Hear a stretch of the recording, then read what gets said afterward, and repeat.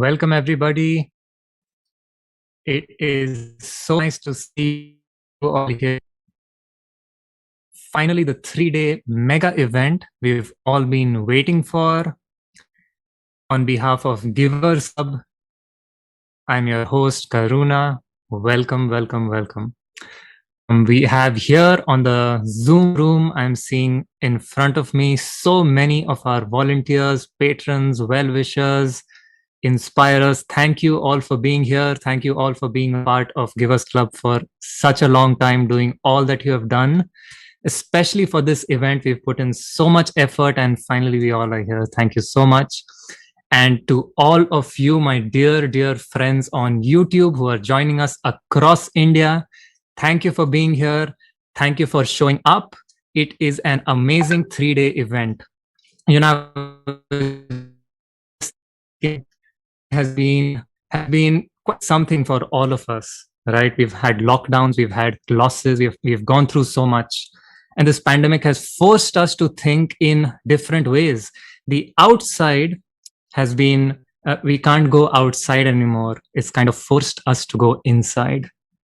And I'm sure many of you are on this journey of really deeply questioning life, questioning, the choices we've made so far, questioning our jobs, questioning our careers, questioning our relationships, and so much. And let's stay with this energy. Let's stay with this depth that we've got here. And in line of that, we've had this amazing Givers Club, which has organized this mega 3-day session. In these 3 days, we are going to deeply dive into answering all those questions. And I am sure this is going to be amongst the most fruitful 3 days we can spend together. Today, we have very, very special guests. I am so excited. I was jumping off my chair. So we are going to be, I'll just tell you a brief flow of what our program is going to look like. I'm going to be welcoming our guests of honor. We are so excited to be with them. That'll come soon. We are then going to have a small video on Givers Club, what it's all about.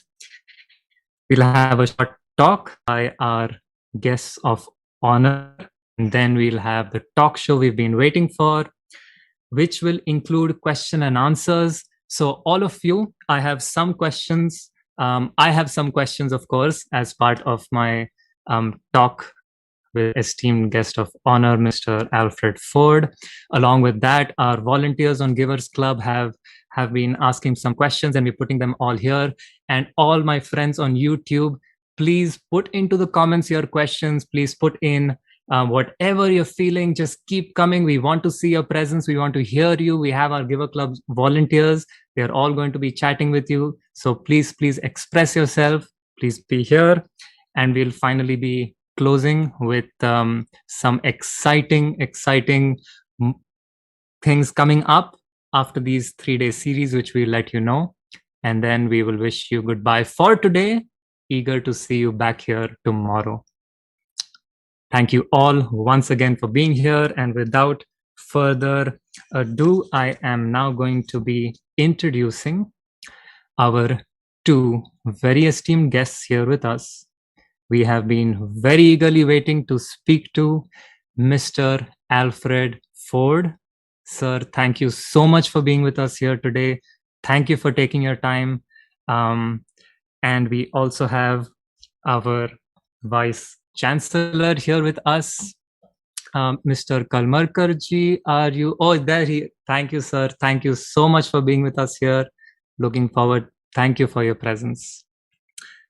Both of these personalities are very well known, need no introduction, but here I have a summarized, interesting video introduction about them. Introduction of Mr. Alfred B. Ford. Mr. Alfred Bruce Ford, born in 1950, is an American heir to the Ford fortune. He is a great-grandson of Henry Ford, founder of the Ford Motor Company. He is also a board member and part owner of Channel Net LLC, a technology company from California, which builds IT systems for Fortune 500 companies. Social contributions. He is the honorary chancellor of the Alfred School of Management, Belgium. He has inaugurated the world's first conscious leadership MBA program here. It combines ancient wisdom with the latest developments in teaching business and management. He and his good wife, Dr. Sharmila Bhattacharya, lead an active God-centered life at home revolving around their deities and local temple. They both are visionary entrepreneurs and philanthropists with deep strategic interests in improving global health, particularly in the developing world. He has joined Ratan Tata ji on the strategic advisory board of NanoBioSim, a company which merges nanotechnology and medicine in pursuit of cutting-edge health science. He is the vice chairman of the Josephine Ford Cancer Center at Henry Ford Hospital in Detroit, Michigan. He is also a board member of numerous charitable institutions. He has received several awards for his support of Indian spiritual heritage and culture.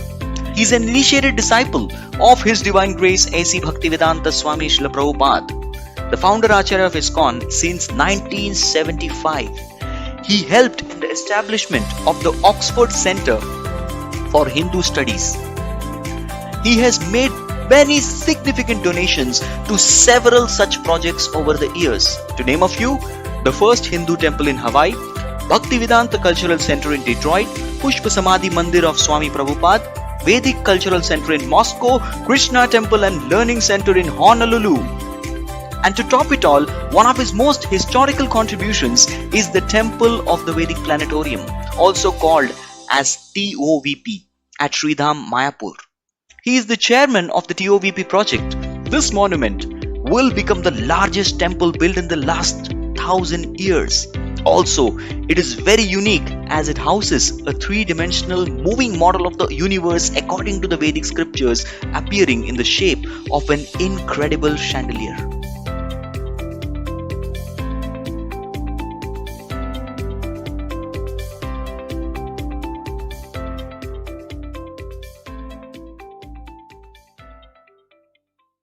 Once again, please welcome Mr. Alfred Brush Ford. Thank you all. And here we have our next video introduction about Dr. Karmalkar, Vice Chancellor of the Savitribai Phule Pune University. Professor Dr. Nitin Raghunath Karmalkar, Honorable Vice Chancellor, Savitribai Phule Pune University. Sir completed BSc in the year 1980 from Shivaji University and MSc in 1984 and PhD in 1986 from University of Pune. He is a geoscientist and a former head of development of environmental science and Department of Geology. Sir has more than 28 years of professional career experience as a teacher, researcher and academic administrator. Sir is recipient of the Professor C. Naganna Gold Medal of the Mineralogical Society of India, Mysore, towards his contributions in the field of alkaline magmatism of the Kutch region, Gujarat. Successfully guided 4 PhDs and 6 more scholars are pursuing PhD and postdoctorate under his guidance. Sir has shouldered many responsibilities in SPPU, IQAC Cell, Member of Central Purchase Committee, Member of Senate, Member of Alumni Association, Placement and Corporate Relations Cell. On 18th May 2017, he was appointed as Vice Chancellor of SPPU, and since then, he has brought out a great revolution in SPPU, and under his leadership, SPPU has progressed to 651 to 700 slot in the QS World 2021 ranking, moving up from the 801 to 1000 slot in the 2020 ranking. HRD's NIRF has ranked SPPU at 9th position in Indian universities. He has been an active member in many state level and national level committees such as Geological Society of India, Fellow Maharashtra Academy of Sciences, NAAC, CEC, ICCR, etc. Sir is also serving as chairman of a committee to improve bilateral education relation between France and Government of Maharashtra. Chairman of Birbal Sahni Institute of Pillow Sciences, Lucknow. President of Maharashtra Vigyan Vardhini. Vice Chancellor of the Maharashtra University of Health Sciences, Nashik. About the SPPU University, SPPU has 46 academic departments, jurisdiction in 3 districts, Ahmednagar, Nashik, Pune of Maharashtra. 705 colleges are affiliated, 234 recognized institutes and 71 research institutes. Total 5 lakh students from 3 districts. First University of India to start Ayush Ministry Regional cum Facility Center in the West region of India for 5 states for the Ayurvedic medicinal plant. COVID-19, first university to conduct an online exam. Number of students 5 lakh. MOU with foreign universities, industries for students, overall developments. Dr. Kalmarkar ji, thank you for being here. Please share with us your wisdom, experience, your advice to the youth of India. Thank you. Hello, everybody. Good evening. It is a pleasure to be with you all. In fact, it was a hectic day for me this morning. We just finished the convocation, 118 convocation, and people roughly around 1,60,000 students were graduated today, and the degree has been conferred on them. And obviously, in the morning also, I had an occasion to speak to the students, give them advice. We all know we have been passing through a very challenging time. It's been COVID-19. It began in the month of March last year. And since then, all sphere of life, in fact, has been severely affected by this pandemic. Whether it is education, whether it is the industry, whether it is business, even all the cultural activities that we are commonly interested in. And we actually have been sitting at home, working from home. And this has been a new normal. Even the teaching also has been happening in an online mode, and so is the examination also. So I'm pretty sure all of you, most of the students, it must have been a very frustrating experience, whether it is the first surge or the second surge, which was very severe, and wherein we have lost many near and dear ones, basically. And that actually has added, in fact, to our grief and sorrow further. So it's been a frustrating experience, I know, mentally also, physically also, because we have more or less exhausted all the options that we had, whether eating, cooking, or watching cinema, or watching some good videos. But those are all temporary things, and I'm pretty sure now it's more or less very frustrating. And people, especially students, are under basically a tremendous stress. It's a psychological stress, you can call it. But this country, since we've been in India, and we all know that this has been a very ancient country with ancient civilization.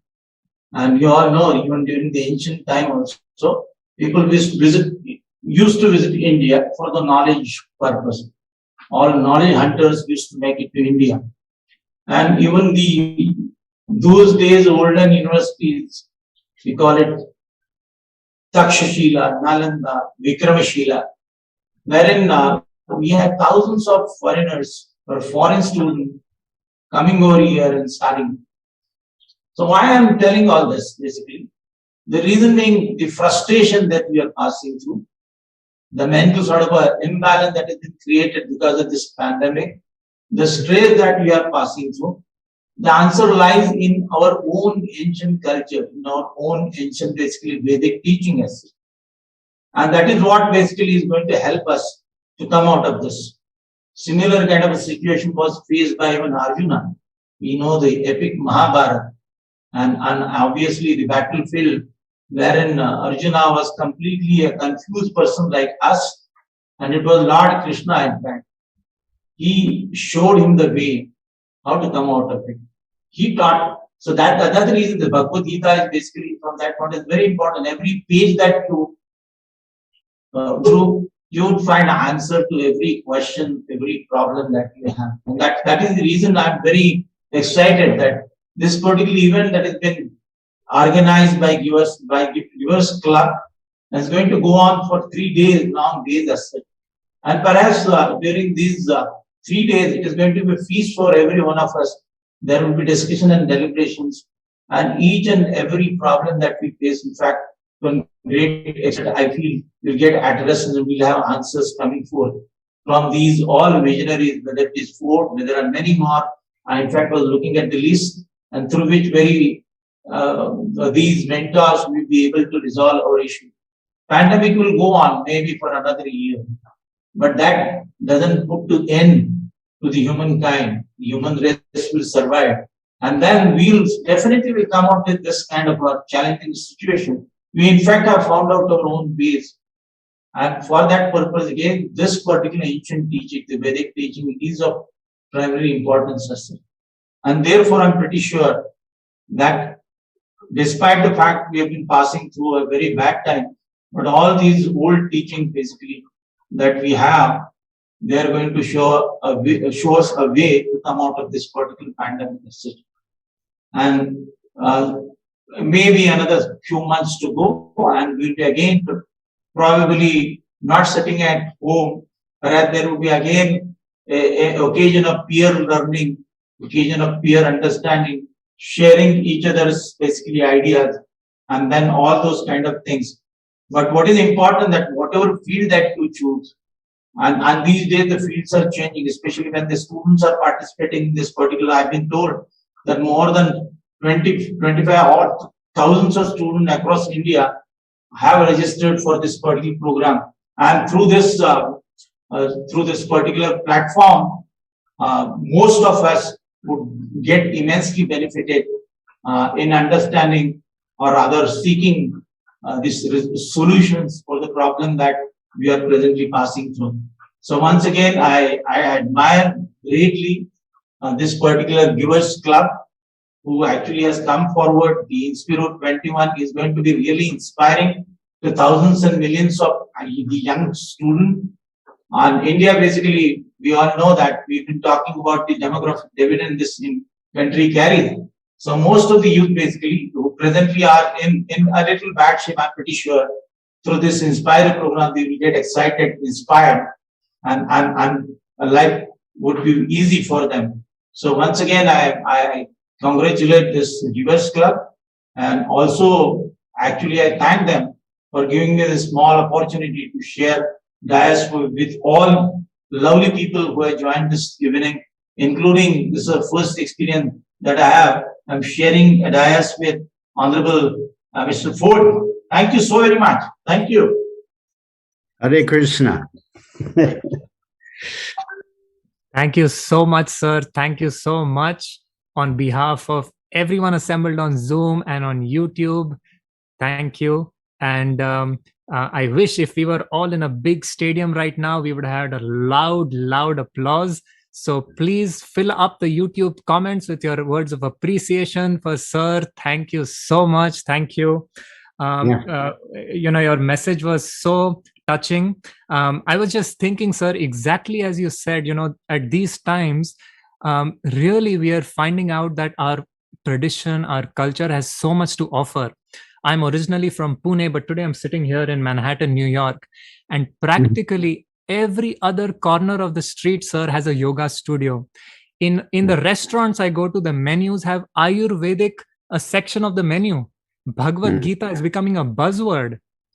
People all over the world, globally, absolutely are acknowledging that the Vedic culture, the Indian heritage has so much depth and substance to offer. Thank you so much, sir. And I would just like to share, you are so encouraging. Just a few days ago, our team had a meet with you, and you were so loving, so kind, and, just like giving us all your blessings and encouragement. That means a lot, especially for coming from someone like you who is so experienced, has done so much. Thank you, sir. This year, in fact, even for us was challenging in the beginning. Givers Club, and on so many fronts, we did things only physically and never did much online. But this year forced us to go online. And now it has become like earlier we were touching hundreds and thousands, and now we are touching hundreds of thousands of people because we have come onto the online platform. Thank you, sir. Thank you once again for your kind words. Thank you. And now, as Kalmarkar sir was mentioning, we are so very honored. We have a very honorable guest here with us, Mr. Alfred Ford. Sir, thank you so much for being here. Thinking of you, I've heard of you a lot. I have heard some talks of yours. I was seeing them online. I've heard from friends. And when I see you, the immediate thought comes to my mind is, here is someone, successful businessman, successful corporate person, doing so much on all those fronts which I would consider success, and yet spiritually deep, his own spiritual practice, his own he's someone who walks his talk. He's someone who is so amazing on that spiritual side too. So it is so exciting to have you and ask you these questions about your spiritual journey and so more. On behalf of everyone here, I hope I've made some questions with my friends here, and let's see how our discussion goes, sir. Thank you for being here. Very good. Thank you. Thank you, sir. My first question would be the Bhagavad Gita. Karmarkar sir mentioned it. You are definitely a practitioner, a student, a teacher of the Bhagavad Gita. What brought you, a person from the Ford family, person born in the West, person, to this wisdom which I would generally consider relevant for the Indians, relevant for that kind of person? What brought you to the message of the Gita, sir? First of all, I wanted to express my appreciation of what the Vice Chancellor said. It was very wonderful talk. He hit all the high notes about Indian culture and history, legacy, all that. So that was really wonderful. And when I was in college, when I was in my early 20s, I was searching for something spiritual because I was just not getting very much satisfaction from the material world. So I read very many different books from different religious traditions. And I read the Bhagavad Gita from a couple of different authors, and none of them really rang true.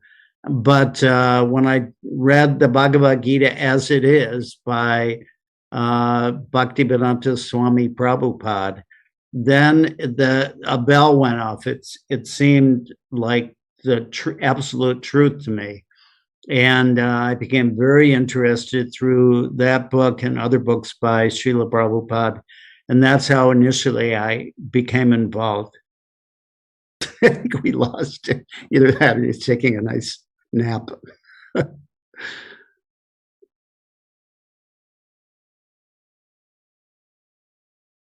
Anyway, I'll just go on speaking until he comes back. So the Bhagavad Gita was so inspiring to me.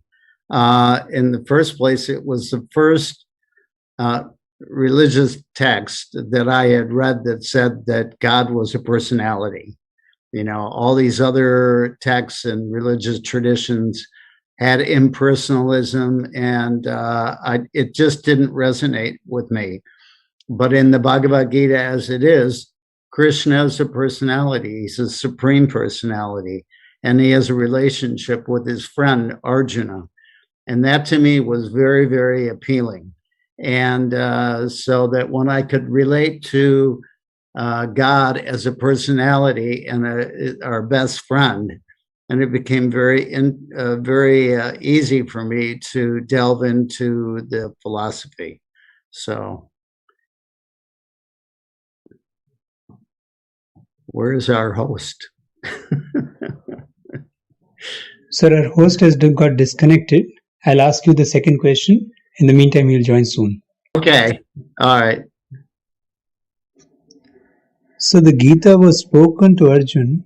However, many people feel that by reading the Gita, one will renounce everything and become a sadhu or a sannyasi.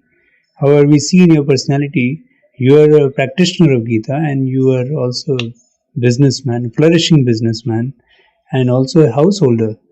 So, can you help me understand whether the Gita is meant for everyone or it is meant for only those who renounce? Yes. Lord Krishna's message in the Bhagavad Gita is broadcast to all living entities, be they, from whatever country they come from. We all share the same humanity, the same spiritual essence, and that's what Krishna is speaking to, that spiritual essence. So, whether we're from India, America, South America, Europe, anywhere, when you hear this message, you can understand, yes, this is the truth, that I am a spiritual entity, that this body and mind are just outer coverings. And as a spiritual entity, I have certain activities that I should be engaging in.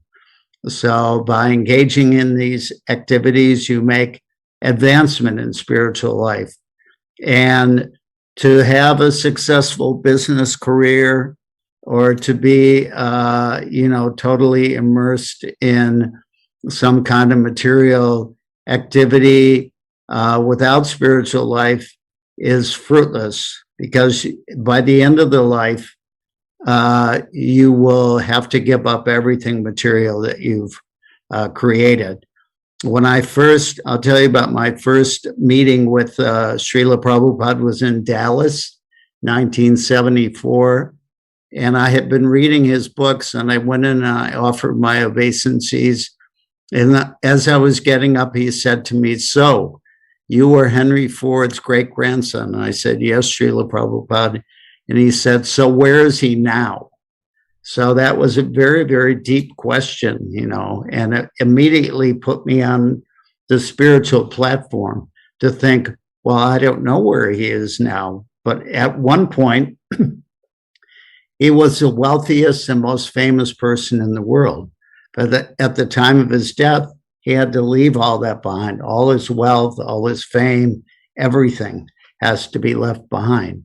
So we need to have something that we can hold on to, something that will not be destroyed by time. So the Bhagavad Gita gives us very good instructions about that. Thank you, sir. I just joined back in. There you are.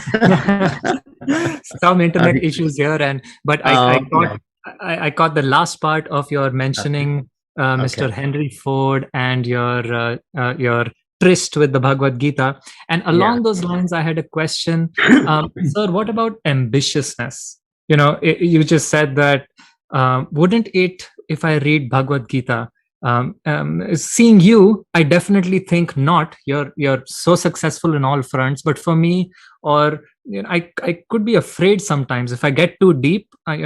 Then my material ambitiousness is going to suffer. Would that be? Well, a lot of it is karma. For myself, because I was born in a very famous family, and they had many, many activities that were going on. So to get involved with those didn't require a great deal of ambition. But ambition is in the modes of passion, which Krishna talks about in the Bhagavad Gita. So I think ambition is not a bad thing, if it's engaged properly. If we engage our ambition for purely selfish motives, then it can be very destructive. But if we engage our ambition for altruistic and for even spiritual motives, it can be very beneficial. I have friends in India who are, very ambitious, but they're also very altruistic, and they're engaged in trying to help help humanity. So if you engage your ambition like that, then it can be very beneficial, but also it can be very destructive if it's only for selfish purposes. Right. Thank you. Thank you. Mhm. By using the word altruistic and in those lines, would that mean I would have to be a sadhu if I read the Bhagavad Gita, or could I do it otherwise also? Could I No, follow? yeah. The Bhagavad Gita is for all different classes of men, whether they're Brahmins, whether they're Vaishyas, whether they're Kshatriyas, Sudras, whatever. It's for everybody. And you don't have to give up anything. I mean, you can see me. I don't have a shaved head, That's you know. right. I have a sika, but it's well camouflaged. So, and when I go out, if I'm going to the temple, I'll put on a dhoti and a kurta and tilak, like that. Look like a sadhu, but internally, I'm just the person that I have always have been. But all I've added is the principles of Krishna consciousness. So it's really for the Bhagavad Gita is for anybody, and no matter what station in life. Right. So could I say that you are internally a sadhu, but everything else and whatever great things you're doing outside? Yeah, that's right. That's right. And now we will be right back, my dear friends, after this something very special for you.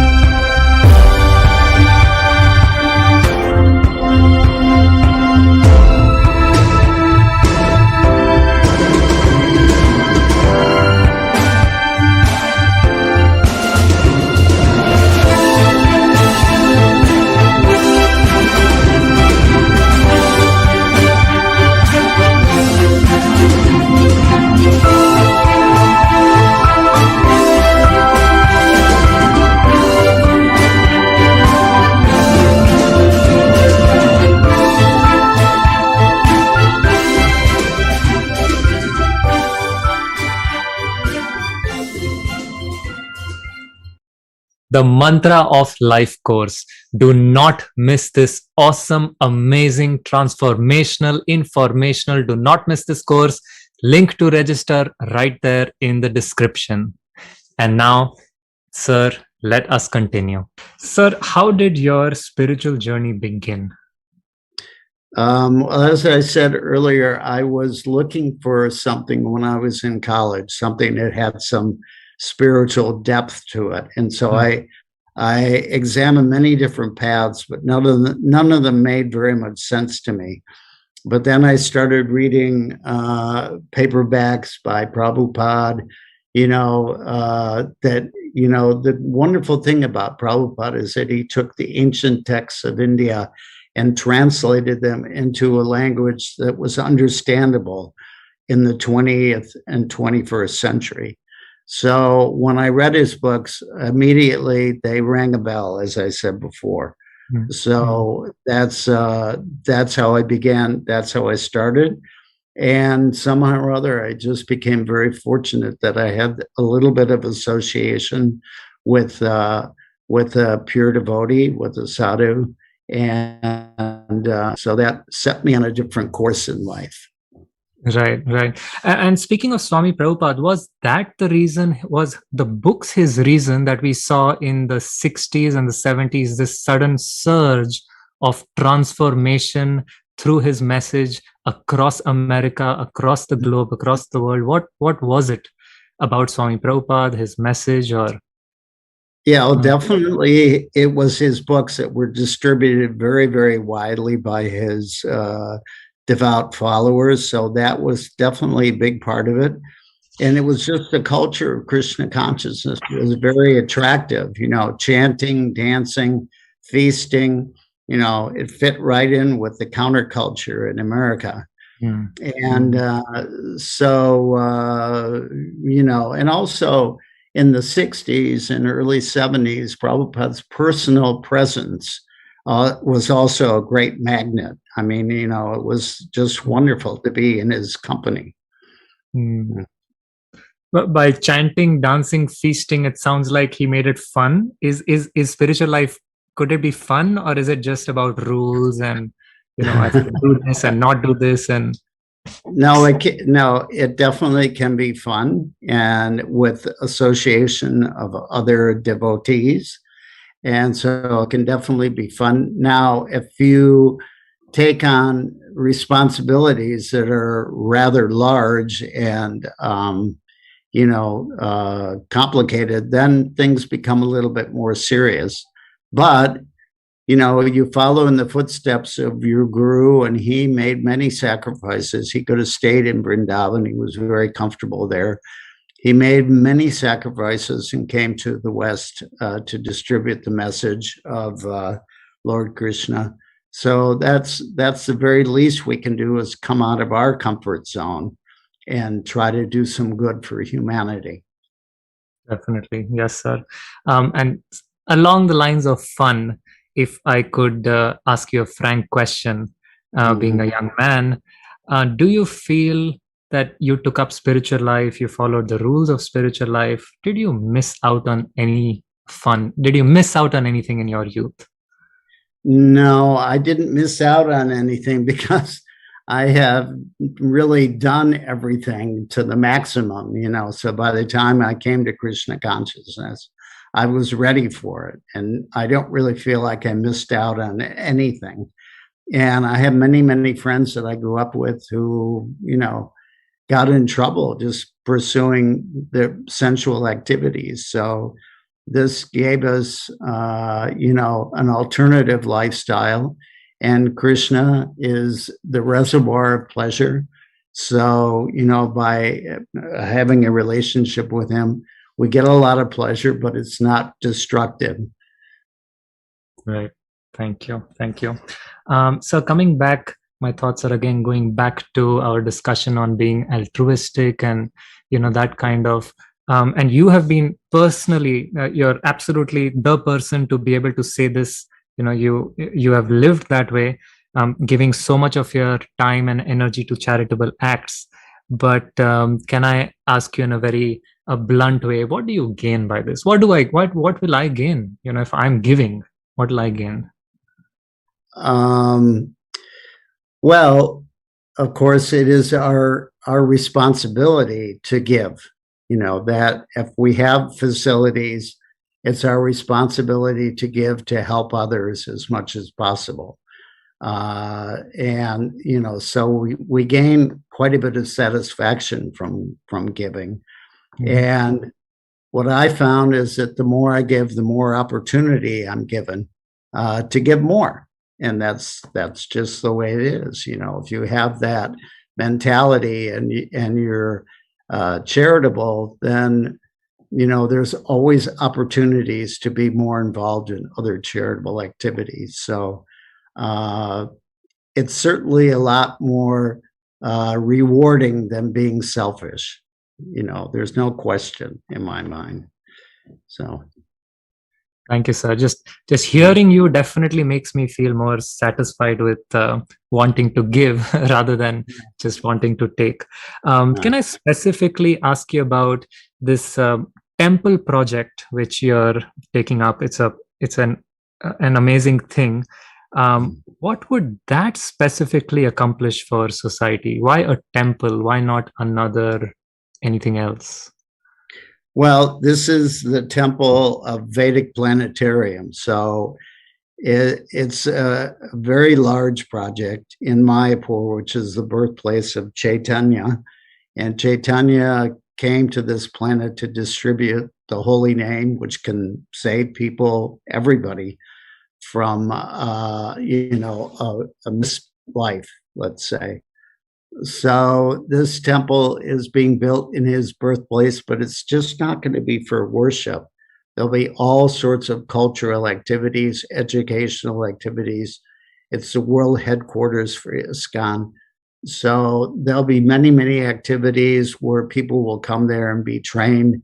Just like India, when I was thinking as the Vice Chancellor was speaking, how young a country India is. They're very, very young as far as age goes. But at the same time, they have a very ancient tradition, which is wonderful.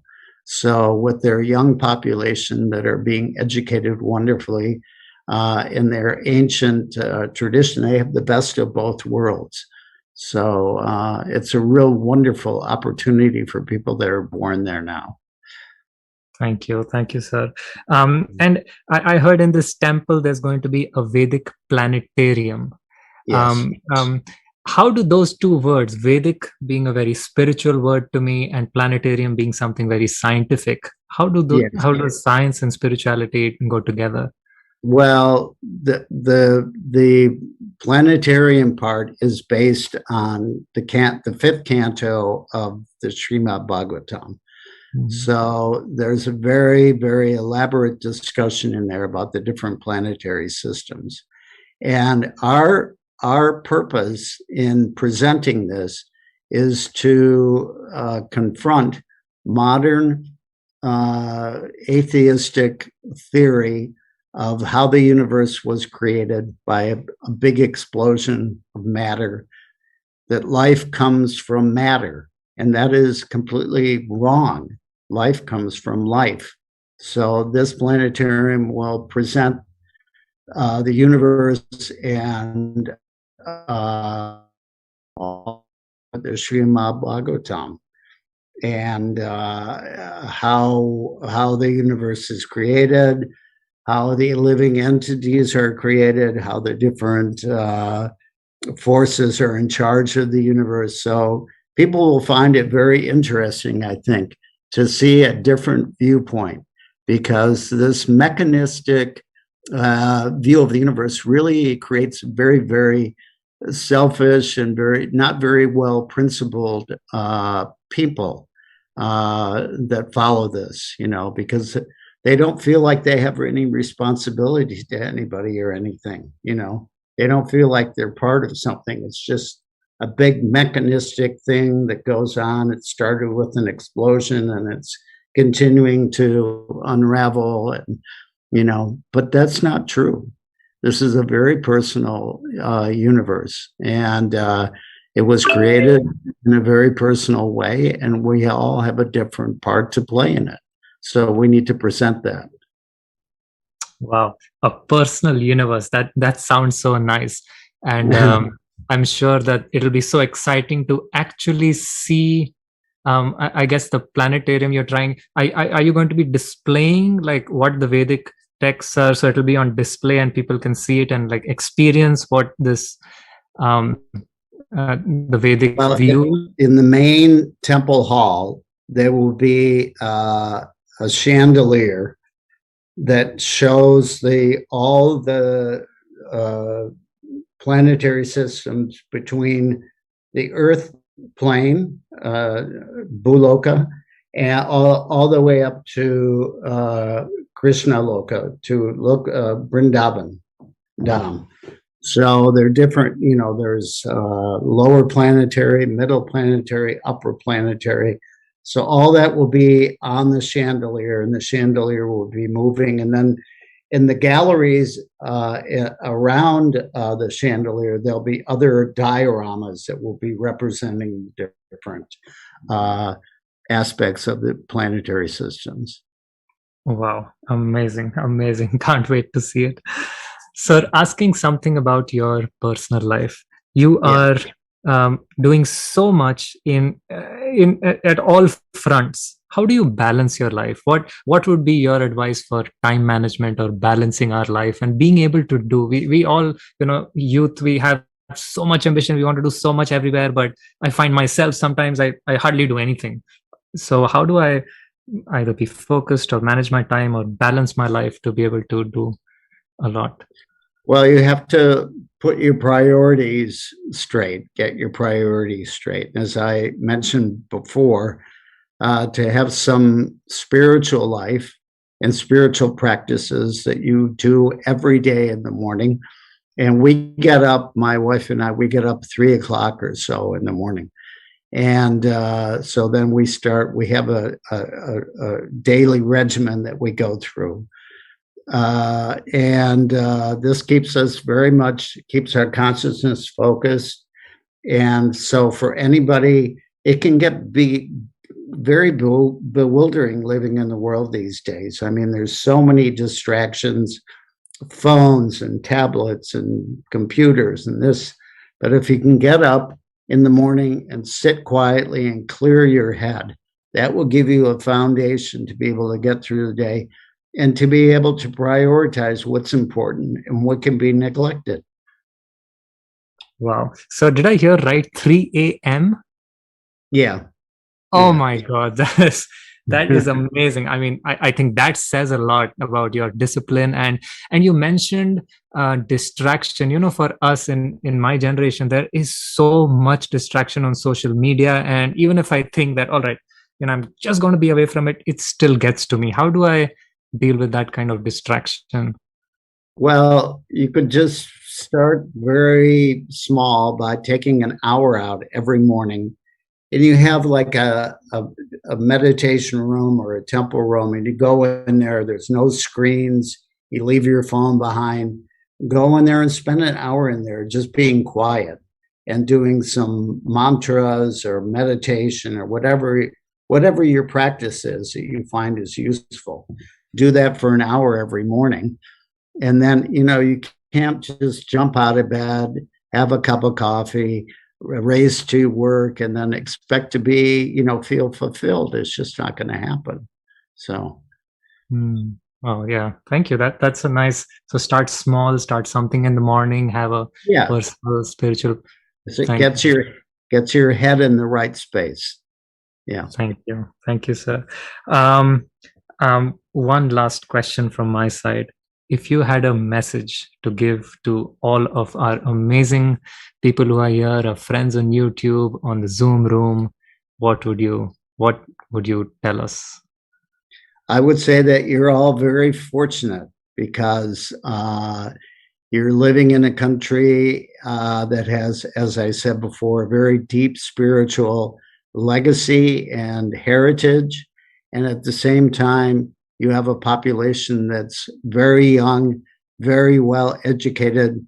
And so the combination of the two will create a population in India that nobody can beat. In America, we're very innovative people and inventive, et cetera, like that. But we have I'm sorry to say, we don't have a lot of culture there. I mean, the culture is, Disney World. So it's not very deep. So you should be very grateful and take advantage of this culture. This culture in India is wonderful. And people from all over the world will come to India to find out their spiritual roots. And it's not just for Indian people, it's for the people all over the world. So you're very fortunate. I have a very, very close friend who's an IIT graduate in Mayapur, where we go when we come to India.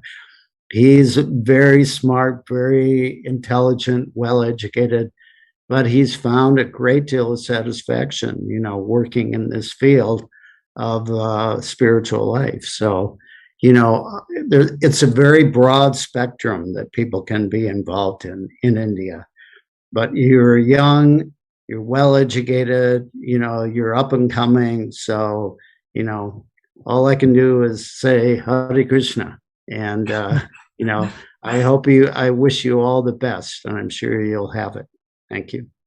Hare Krishna to you too, sir. Thank you so much for your very, very encouraging and so much experience and wisdom that you shared.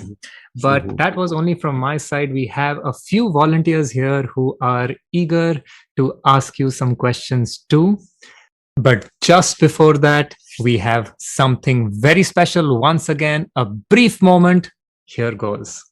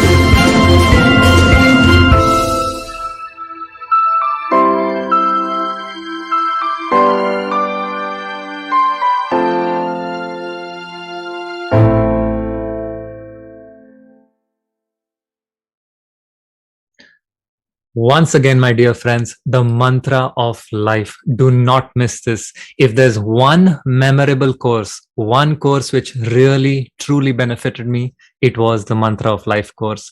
Link is in the description. It's a free course. It's the best possible way we can spend our time.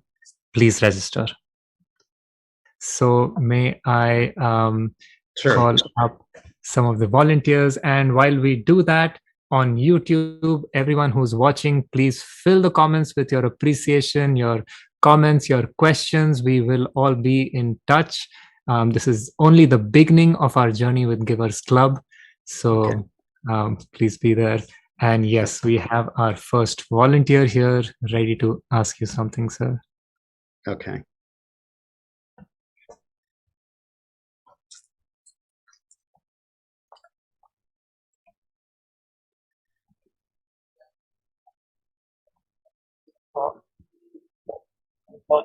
So this is Aman. Yeah. Thank you so much, sir. So thank you so much for this amazing session and this amazing discussion. So I'm going to pursue an MBA. So my question is related to that. So I've heard many of your sessions in the University of Business and Ethics, and you also guide on such principles on the Alfred in the Alfred Ford School of Management at Belgium. So now I would be entering this business world. So and there is cutthroat competition, duality, and So how do I follow? People are for their small profits. People are breaking these principles. So how would you suggest us to balance the ethics and morality and just taking as a taking a glaring example of yours. So how do I balance this when I come into this cutthroat competition and into the business world? I think you have to take a long view of things, and if you start sacrificing your principles in the long run, is that going to help you? What will happen in the long run? So you'll see that people who cheat and who compromise principles and have no ethics, in the long run, they don't do very well. They usually end up on the bottom, so they don't do well. But if you stick to your principles and you stick to your ethics and you're principled, people will appreciate that, and you'll get ahead. Thank you, sir. Thank you, Aman. Really nice question. And we have one last question from Dhyanesh. Yes, Yes, Dhyanesh. sir. Hello, sir. This is Nanesh. Thank you so much, sir, for sharing such a wonderful wisdom. Sir, actually, I am involved in expanding Indian culture and leading an organization like ABVP, which is the organization for students, Givers Club also. Sir, I get very inspired seeing you do same. Sir, what is the way to help and spread such the culture and wisdom in all over the world? I'm sorry, could you repeat that? Sir, actually, what is the best way to spread cultural knowledge and such wisdom which now you are sharing here with us? What is the best to spread this knowledge all over the world, sir? Okay. Well, people have to be ready for it, and that's one of the things, one of the positive sides of this whole pandemic is that it's made people less materialistic and a little bit less involved in their own personal ambitions and thinking about the world in general and people from other countries, etc. But India has such a rich culture and heritage and history that you have as they say, a toolbox that has a lot of tools in it. So, what is the best way to spread that? Probably through culture, through dance, through education, writing. All those things are very, very productive. And, I would think that, the world will be hungry to hear that. So, but you're very, very fortunate that you have a country that has such a rich heritage. So I wish you all the best. Thank you so much, Dhyanesh. And thank you so, so very much, honorable guest. Dear Mr. Ford, thank you for being with us. This has been such a fruitful, helpful, insightful discussion. Today's topic was East meets West. And I think we spoke to the perfect person who kind of represents that. Thank you for being a torch bearer of this amazing Indian culture and heritage all over the world, leading the way and encouraging all of us with your kind words. Thank you so much, sir. And once again, please give your appreciation, your comments, your words in the chat box, in the comments. And from your hearts, I think I can definitely hear a standing ovation happening all over India right now. Thank you so much. Thank you, sir. Okay. Thank you. Thank you, sir.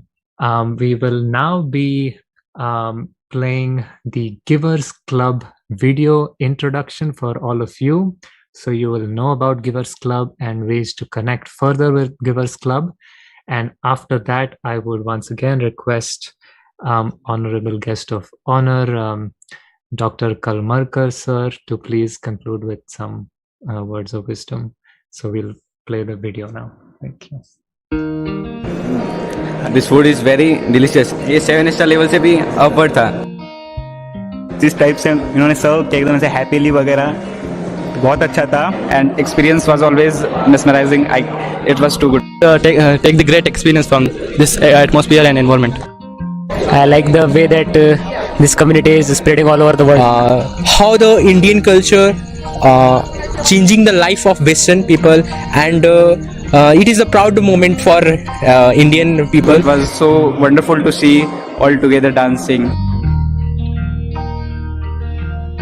Mind के बारे में, how to control mind, बहुत कुछ चीज़ें सीखने को मिला. So this type of lecture is very beneficial and it makes the pillar for your life. Our club's vision is to inculcate personal, interpersonal, and social values in youth with high spiritual quotient in day-to-day life. Subsequently, to inspire and train them to become perfect leaders for a better and brighter India. Givers stands for generous, inspired, virtuous, enlightened reformers of society.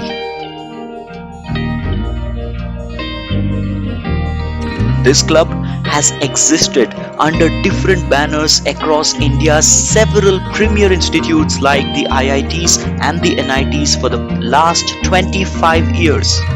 Some of these banners are C-Cube, Student Welfare Club, Dhruva, Voice, Parivartan, Inspire, etc. Through these clubs, it has transformed lives of lakhs of youth. We now have thousands of core members in various parts of India.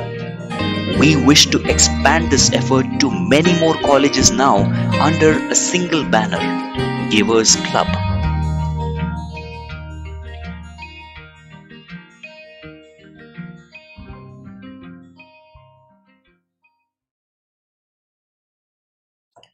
Thank you.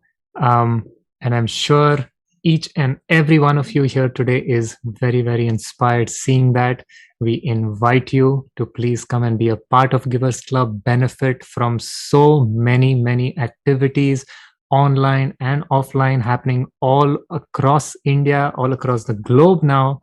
As part of Givers Club, and it is our open invitation. We would love to have each and every one of you as part of Givers Club. Thank you so much for being with us here today. I would now request Dr. Kalmarkar sir to kindly give us some concluding words of wisdom with which we will end today and see everyone again tomorrow. Thank you. It was very interesting and I really enjoyed the entire session. It was quite an experience to listen to a person all the way from the western part and that from the Ford family, and have completely gone into the Bhagavad Gita and how that thing has changed his life. It was a wonderful sort of experience to learn it from such an august personality. First of all, I'm very excited about the name of the club, Givers Club. That's very exciting. All the time giving something, giving to someone. This is what basically the Indian ancient, I would say, the culture that teaches you. It's not all the time that I actually has been gone away and actually it's you. Every time we are talking about you people, we are trying to help you out in this and that. This is what basically the Indian culture is all about. In fact, for the student, you all probably have heard about, like, there's a very interesting Sanskrit verse, what we call as Subhashita, and that is the 5 basically qualities of a student. Student in the sense Vidyarthi it is called. In Sanskrit it is called Vidyarthi. So Vidya is wisdom basically, and the person who is trying to acquire that wisdom is a Vidyarthi. So those Pancha Lakshana that has been spoken about, like, and they are very simple. Basically, just 5-letter word as such. It is. It starts with the Kaka Cheshta, Bako Dhyanam, Ashwa Nidra or Ashwana Nidra, and then the remaining 2 are basically Alpahari, Grahatyagi, Vidyarthi, Panchalakshanam. So basically, if you acquire these 5 qualities, that teaches, that in fact has the sense of every Indian culture in it. So first thing is all about, like, what is it? Kaka Cheshta. Kaka is crow. We all know that. And we are also actually aware of that small story that we have heard it from right from our beginning. Child who is thirsty and looking for water, he finds a pot with water, but the water virtually is at the bottom level. So he starts putting small pebbles into it, and then basically after a while, after putting all that hard work and patiently waiting for it, he finally gets the water coming onto the top of it. Is it? And that's how basically he gets the water, and to a great extent the thirsty part is over. Bako dhyana beyond that. Bako is basically this what is called as a crane which is standing in the water and looking for a very patiently, again very focused looking at basically the big fish, all small fish that are swirling around. Actually, he gives them away. So to get something big, actually, you have to give up so many small things. You shouldn't be getting involved into it, such thing. Then the third is the Shwan and Nidra. Shwan is basically dog, and Nidra is the sleep. But he has always a very alert sleep. When you just go close by, even when you're walking without making noise, he'll immediately get up. That alertness is required in the student. And then Alpahari. Alpahari is basically all the senses that we have, whether eating, listening, or the eyes. For everything, basically, the best that you should acquire, and the worst actually shouldn't allow it to enter into your brain. So basically, mind training, that is also very equally important. And the last part is the Grihatyagi. Grihatyagi is a living house. In the ancient time, I mentioned about the Gurukula Paddhati, wherein a student used to live in the house and stay with the mentor for quite some time. So basically, he is giving up something. So it's not giving up, it is actually coming out of the comfort zone. And these are the 5 qualities, basically, again, comes from our old ancient teaching essay.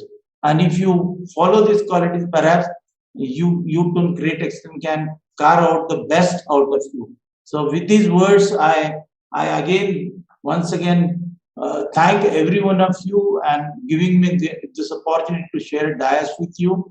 And it was a treasure, it was a pleasure, it was a feast listening to Mr. Ford. Thank you so very much. Thank you so much, sir. Thank you. Thank you once again to both of our guests of honor today. Your words have really enlightened us, filled us with hope, encouragement. We are inspired in this INSPIRO festival today. I really like this shloka. I'm thinking of where will I find it? I wrote down crow, crane, dog, the mind, and getting out of our comfort zone. Amazing. Thank you so much, sir. We have now come towards the end of the talk here. The time has just flown by, and I'm wondering how come we are ending so early, and I'm not feeling like letting go of these 2 great personalities. But thank you both. You all have taken out your time from your busy schedules. Thank you all, my dear friends, for being with us here today. Thank you so much. Once again, the Mantra of Life course. Do not miss this course. Continue this journey we have started today together, the INSPIRO journey, the journey of inspiration, the journey of self-discovery. Start it, continue it with this amazing course. Link for the course, Mantra of Life, is right there in your description. Register now. And my dear friends, the special quiz for today's session is there on our Telegram group. The link to join the group is also in the description. Very easy, simple, easy quiz, grand prizes. Please take the quiz right there in the Telegram. And finally, we do not end here. Tomorrow, a big day with Dr. Vivek Bindra, world famous motivational speaker. He is going to inspire us with business yoga tomorrow, Sunday, 12 to 2 p.m. Do not miss that. It's going to be a special session in Hindi. And after that, on Monday, Shriman Radhesham Das Ji, very special self-discovery, a session on discover yourself. Monday, 7 to 8:30 p.m. This is our INSPIRO mega event. Thank you all for being here. See you tomorrow. Goodbye.